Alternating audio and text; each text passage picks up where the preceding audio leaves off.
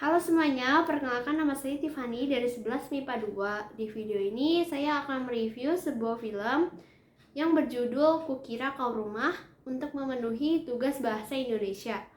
Dan berikut adalah cuplikan trailernya.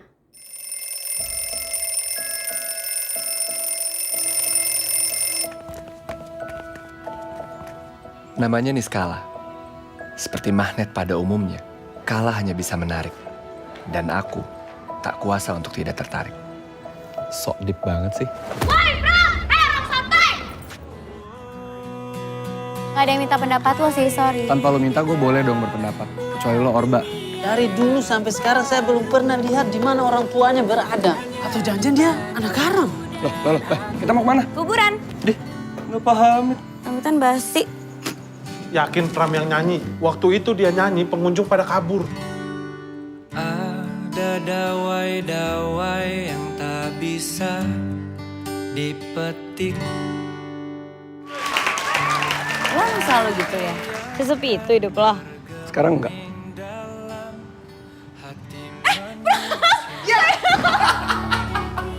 Kan lo yang anak indie. Kalau bikin caption tuh sedih banget. Bikin lirik kayak tersakiti. Emang lo aja kali anak zaman sekarang yang gak pernah ngelakuin hal positif.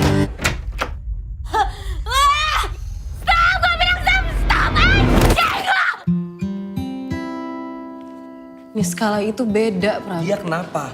Kalah. Kau datang tak kala sinar senjaku telah redup. Kau bukan rumah. Kau bukan rumah. Everything is gonna be fine.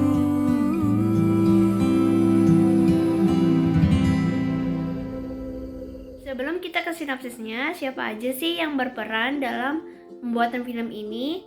Film ini ditulis oleh Imam Salimi, Umay Shahab, dan Monty Tiwa. Serta disutradarai oleh Umay Shahab dengan penata musik yaitu Andi Rianto, dan film ini diproduseri oleh Prilly Latuconsina.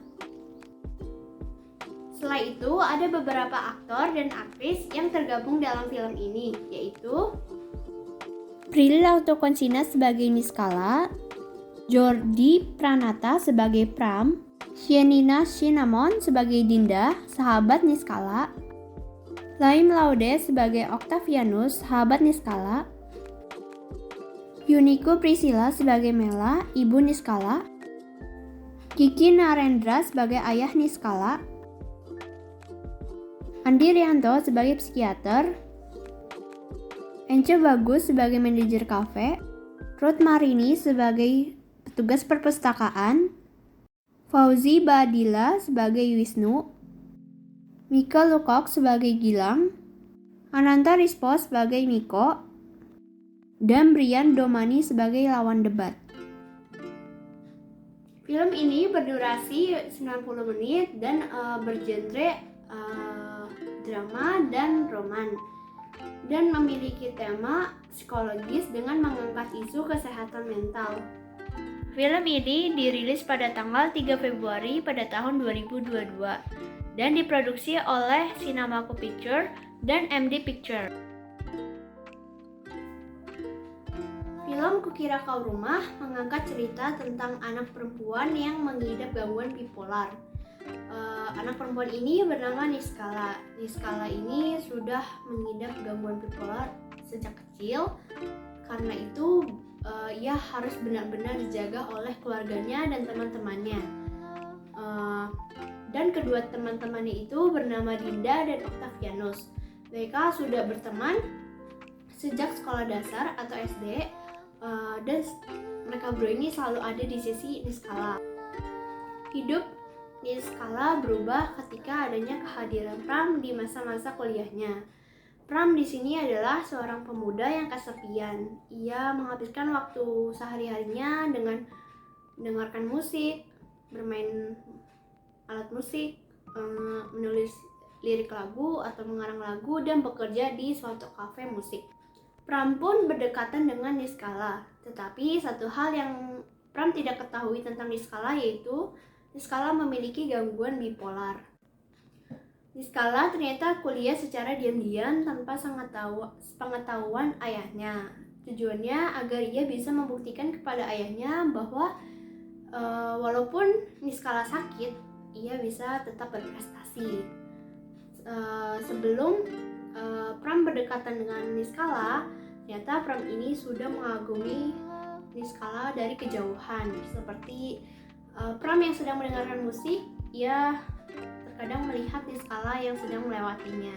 Pram melakukan pendekatan dengan Niskala dengan cara yang menarik, yaitu Pram menantang Niskala untuk mendapat nilai A dalam tugas kuliah. Dari pertemuan itu, akhirnya mereka berdua tuh semakin sering bertemu dan semakin dekat. Dan mereka tuh merasa bisa saling mengisi kekosongan satu sama lain. Dan ketika Pram sudah mengetahui bahwa Niskala mengalami gangguan bipolar, ia semakin mencintai Niskala. Tetapi kenyataan pun berkata lain. Menurut saya, pesan moral dari film Kukira Kau Rumah ini menyadarkan kita bahwa betapa pentingnya mental health atau kesehatan mental. Karena menurut saya di negara Indonesia ini masih sangat banyak orang yang menyepelekan gangguan kesehatan mental ini. Dan film Kukira Kau Rumah ini juga menyadarkan kita bahwa perasaan yang dirasakan setiap orang tidak boleh disepelekan karena kita tidak benar-benar tahu apa yang dirasakan oleh orang tersebut. Contohnya saja dalam film ini Pram terlihat baik-baik saja, sedangkan Niskala dalam keadaan atau yang terlihat sangat membutuhkan pertolongan. Namun nyatanya Pram yang terlihat baik justru memiliki masalah dan sangat membutuhkan bantuan orang lain. Maka dari itu kita harus peka terhadap di sekeliling kita. Mungkin saja orang terdekat kita yang terlihat tidak membutuhkan bantuan justru yang paling butuh untuk ditolong. Film ini menurut saya bukan hanya sekedar film yang mengangkat kesehatan mental, tapi film ini juga bisa jadi bukti kuat bahwa anak muda juga bisa ngelakuin atau menjalani impiannya sendiri. Selain pesan moral, lagu-lagu yang ditampilkan atau disiapkan khusus untuk menguatkan soundtrack Kukira Kau Rumah memegang peran penting dalam mengelola emosi penonton. Pada akhirnya bukan sekedar kesehatan mental yang ditampilkan, tetapi juga hal-hal yang selama ini sulit diutarakan anak kepada orang tua terwakili dengan baik. Film ini merupakan tamparan halus pada masyarakat di luaran sana bahwa pengidap mental illness tidak bisa sembarang ditangani. Mereka butuh didengarkan oleh orang-orang di sekitarnya. Fakta dari film ini adalah film dengan genre drama psikologis ini merupakan adaptasi dari lagu berjudul sama, yaitu Kukira Kau Rumah, yang dibawakan oleh Amigdala. Kukira Kau Rumah merupakan debut Umay Shahab sebagai sutradara film panjang dan Prilly Latuconsina selaku produsernya. Saya maaf jika ada kesalahan kata dan suara yang kurang jelas. Terima kasih.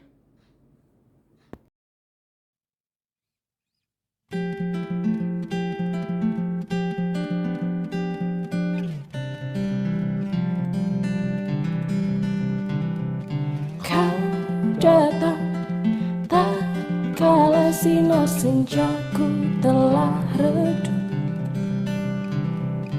dan pamit ketika purnamaku penuh seutuhnya.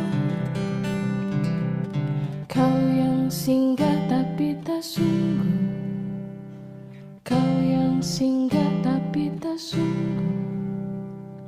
Ku kira kau rumah, nyatanya kau cuma aku sewa dari tubuh seorang perempuan.